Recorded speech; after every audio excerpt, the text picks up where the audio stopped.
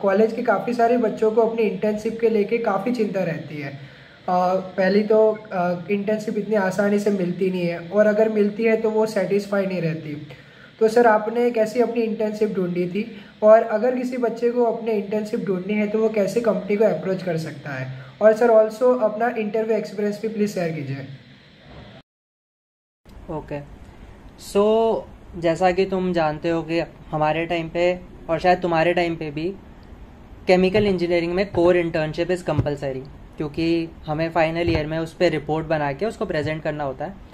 तो अगर तुम नॉन कोर रोल डिसाइड कर चुके हो कि मेरे को नॉन कोर एरिया में जाना है, तो तुम अपना समर ब्रेक बचा के रखो जो थर्ड ईयर के बाद आता है, और ट्राई करो कि जो अपनी कोर इंटर्नशिप है वो विंटर ब्रेक में हो जाए दिसंबर के टाइम पे, क्योंकि 1 मंथ की इंटर्नशिप अपने को कंपलसरी होती है। तो अगर तुम कोर इंटर्नशिप दिसंबर में कंप्लीट कर लेते हो तो तुम्हारे पास 2 महीने होते हैं नॉन कोर रोल्स को एक्सप्लोर करने के लिए, और मतलब जो भी अपनी स्किल्स बढ़ाने के लिए। दो महीने तुम नॉन कोर में अगर काम करोगे तुम्हारे लिए ज़्यादा बेनिफिशियल है, अगर तुम दिसंबर में ही अपनी कंप्लीट कर रहे हो कोर।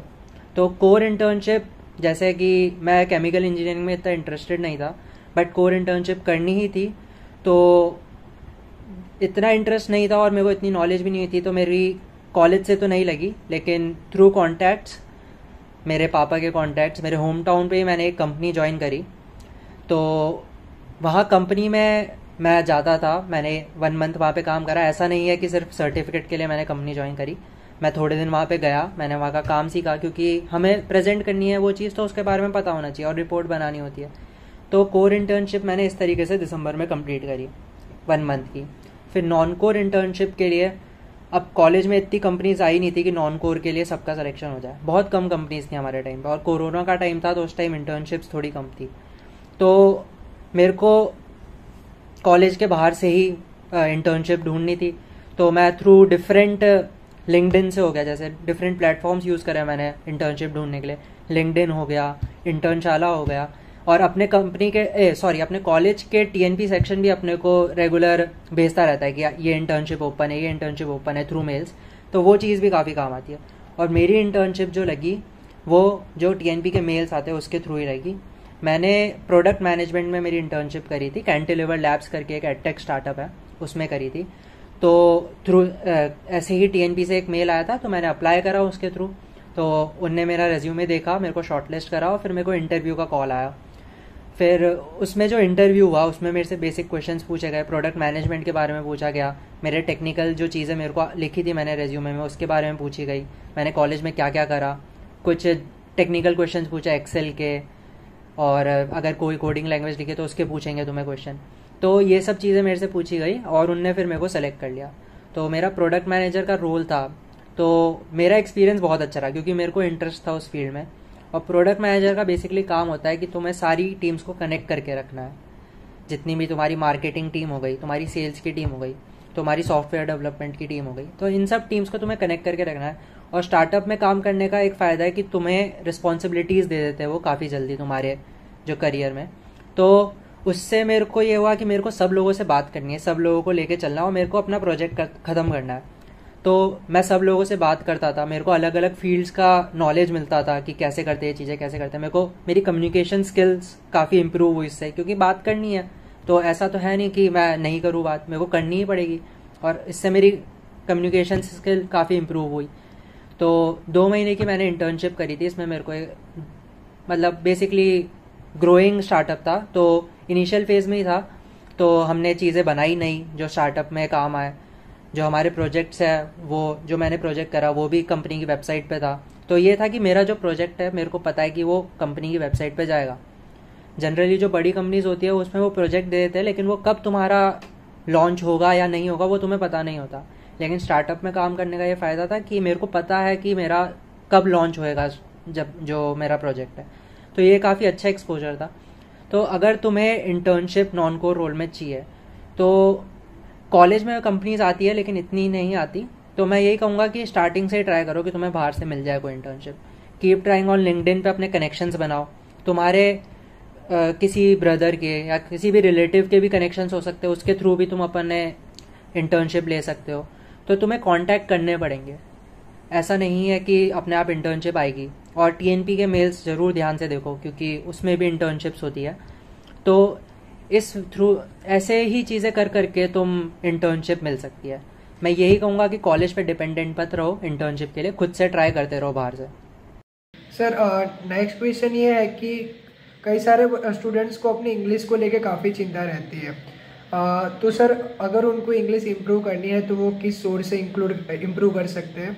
एंड नेक्स्ट सर ये कि नॉन कोर प्रोफाइल के जॉब के लिए इंग्लिश कितनी प्रोफिशिएंट होनी चाहिए? So as we all know कि we are living in modern world, तो इंग्लिश इज़ इम्पॉर्टेंट। ऐसा नहीं है कि बिल्कुल ही तुम्हारी इंग्लिश नहीं आती है तो तुम्हारे लिए सही है।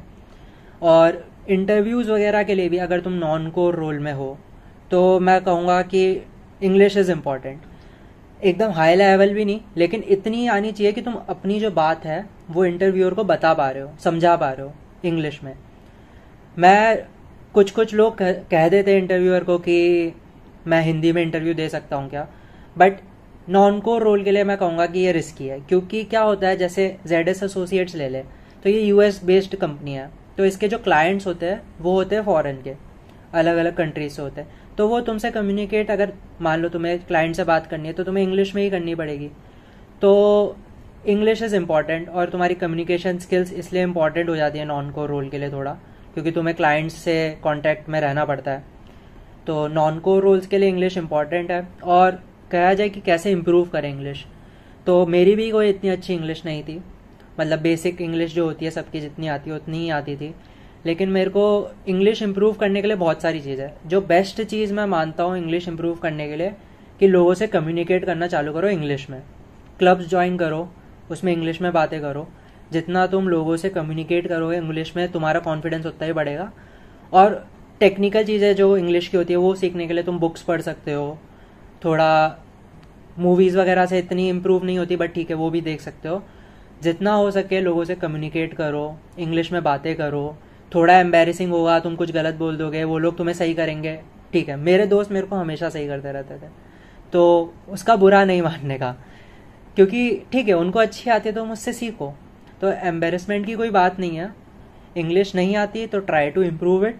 और नॉन कोर रोल्स के लिए इंग्लिश इज़ इम्पॉर्टेंट। सो कहूँगा कि अगर तुम्हारी इंग्लिश थोड़ी वीक है तो उस पर काम करना चालू करो। इतना मुश्किल नहीं होता है इंग्लिश इम्प्रूव करना। आजकल के ज़माने में इंग्लिश इज़ इम्पॉर्टेंट, कोई सा भी रोल हो। सेकेंड क्वेश्चन ये है कि अगर किसी स्टूडेंट को नॉन कोर प्लेसमेंट फोड़ना है तो उसमें कौन कौन सी टेक्निकल स्किल होनी चाहिए, और वो टेक्निकल स्किल को वो कैसे इम्प्रूव कर सकता है और अपने में डेवलप कर सकता है? So technical skills non core role के लिए इम्पॉर्टेंट है।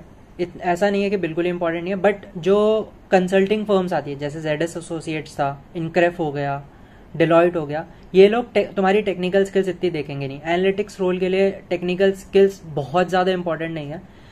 मैं सच बताऊँ तो मैंने 3-4 कंपनीज के इंटरव्यूज़ दिए, मैं 2 में सेलेक्ट हुआ हूँ। तो और किसी भी कंपनी में मेरे से एक भी टेक्निकल क्वेश्चन नहीं पूछा। लेकिन अगर तुम रेज्यूमे में अपने टेक्निकल स्किल्स लिख रहे हो, जो टेक्निकल स्किल्स हो सकती है तुम्हारी एक्सेल, तुम्हें एक्सेल आना चाहिए, तुम्हें पावर BI हो गया, टैबलो हो गया। अगर तुम्हें पाइथन आती है तो पाइथन लिख सकते हो। जो टेक्निकल स्किल्स आती है वो लिखो, लेकिन फेक नहीं करने का रेज्यूमे में। जो आती है वो ही लिखो, जिनके अगर उस पर क्वेश्चन आए तो तुम आंसर दे पाओ, ऐसा। बाकी कंसल्टिंग फर्म्स में जो रोल्स आते हैं उसमें तुम्हारी कम्युनिकेशन स्किल ज़्यादा इंपॉर्टेंट होती है। कम्युनिकेशन स्किल हो गई, प्रॉब्लम सॉल्विंग हो गई। गेस्टिमेट्स वगैरह इसलिए ही पूछते हैं कि तुम अपनी ये प्रॉब्लम्स कितना अच्छे से सॉल्व कर पाओ, तुम्हारा डेटा का जो आइडिया है वो कितना अच्छा है। केस स्टडीज जो होती है उसमें भी सेम चीज़ होती है कि तुम प्रॉब्लम कैसे सॉल्व कर पा रहे हो, कि तुम्हारे रियल लाइफ कोई प्रॉब्लम दे देते हैं वो तुमको, और तुम उसको कैसे सॉल्व करोगे रियल लाइफ में। तो ये सब चीज़ें काफ़ी इंपॉर्टेंट हो जाती है कि प्रॉब्लम सॉल्विंग हो गई, कम्युनिकेशन स्किल्स हो गई, डेटा की समझ होनी चाहिए तुम्हें। तो मैं ये कहूँगा कि नॉन कोर रोल्स के लिए ये सब चीज़ें ज़्यादा इंपॉर्टेंट होती है। लेकिन अगर तुम टेक्निकल स्किल को ही लिख रहे हो, ऐसा नहीं है कि टेक्निकल स्किल्स एक भी नहीं करो, तुम्हें आनी चाहिए कुछ। तो तुम्हें एक्सेल तो आना ही चाहिए, डेटा के रोल में जा रहे हो तुम, तो एक्सेल इज़ इम्पॉर्टेंट। तुम्हें अगर कोई पावर BI या फिर टैबलो आता है तो वो लिखो। जो लिख रहे हो उस पर क्वेश्चन आएगा। अगर तुम्हारे प्रोजेक्ट में कोई सॉफ्टवेयर यूज़ हुआ है तो वो तुम्हें आना चाहिए। तो ये सब टेक्निकल स्किल्स थोड़ी इंपॉर्टेंट है, और लिख रहे हो तो तुम्हें आनी चाहिए। बाकी मैं कहूँगा कि अब दोनों पे फोकस करो, टेक्निकल स्किल्स भी अपनी साउंड रखो और अपने communication skills, problem solving, data based सब चीज़, इन सब को भी साउंड रखो। तो दोनों चीज़ें इक्वली इंपॉर्टेंट है इसमें। और सर टेक्निकल स्किल इम्प्रूव करनी हो तो कैसे कर सकते हैं? सो टेक्निकल स्किल्स में डिपेंड करता है कि तुम्हें क्या इम्प्रूव करना है। अगर तुम्हें अपनी कोडिंग इम्प्रूव करनी है तो तुम कोडिंग के लिए बहुत सारी साइट्स है जहाँ पे तुम क्वेश्चंस कर सकते हो। तो गीक्स फॉर गीक्स पे भी क्वेश्चंस होते हैं, और भी साइट्स है जिन पे तुम अपने कोडिंग इम्प्रूव कर सकते हो। जो जितने क्वेश्चंस करोगे तुम उतना अच्छा है। अगर तुम्हें टेक्निकल साइड भी जाना है तो तुम इन सब वेबसाइट्स पे क्वेश्चन सॉल्व करते रहो, प्रोजेक्ट्स करो। प्रोजेक्ट में ये सब चीज़ें यूज़ करोगे तो तुम्हें समझ आएगा कि कैसे इम्प्रूव कर सकते हो और कि क्या यूज़ करना चाहिए, क्या नहीं यूज़ करना चाहिए। तो जितने कोडिंग के लिए जितने तुम कोडिंग की प्रैक्टिस करोगे उतना अच्छा है, उतनी इम्प्रूव कर पाओगे तुम। ऐसे ही एक्सेल वगैरह के तुम्हारे बहुत सारे यूट्यूब पे भी कोर्सेज होते हैं, तुम यूट्यूब पे कोर्स ले सकते हो। तुम अपनी कॉलेज अपने को एक चीज़ भी देती है, कोर्सेरा पे अपने को कोर्सेज भी देती है, तो वहाँ से भी कोर्सेज तुम कर सकते हो। अपना बेसिक्स क्लियर रखो, तुम्हें बहुत हाई लेवल की टेक्निकल स्किल्स की भी ऐसी ज़रूरत नहीं है, लेकिन ठीक है तुम्हारा इंटरेस्ट है तो ज़रूर सीखो हाई लेवल की भी। तो टेक्निकल स्किल्स यही है कि तुम बेसिक्स तो आने चाहिए थोड़े, और कोर्सेज करो, प्रैक्टिस करो, प्रोजेक्ट्स में इम्प्लीमेंट करो। जितना इम्प्लीमेंट करोगे उतना है, लोगों से डिस्कस करो, और साथ बैठ के लोगों के करोगे तो तुम्हारी चीज़ें इम्प्रूव हो जाएगी। सर नेक्स्ट क्वेश्चन ये था कि ZS एसोसिएट्स में पर्क्स एंड अलाउंसेस क्या क्या है, और सर जो ये इन हैंड सैलरी की बात होती है वो क्या है अभी? सो ZS एसोसिएट का जैसे CTC तुम्हें पता ही है कि 12.84 है। एंड ZS जो मैंने देखा है एक बात कि वो काफ़ी अलाउंस देती है तुम्हें। वो तुम्हें कैब सर्विस प्रोवाइड करेगी, वो तुम्हें ब्रॉडबैंड के पैसे देगी, वो तुम्हारे को फूड फैसिलिटी देगी कैंपस में, मतलब उनके ऑफिस में। तो काफ़ी सारे पर्क्स है ZS में। और इन हैंड सैलरी की बात करूँ तो जनरल जो आइडिया होता है वो 60-70% होता है तुम्हारा CTC का। तो ZS में 12.84 अगर मेरा CTC है तो मेरा 8.5 लाख ग्रोस अमाउंट है जो मेरे को हाथ में मिलेगा। बाकी और चीज़ें आ गई, जैसे मैंने बताया रिलोकेशन का पैसा हो जाता है, ज्वाइनिंग बोनस हो जाता है ना, और ब्रॉडबैंड के पैसे देती है ZS।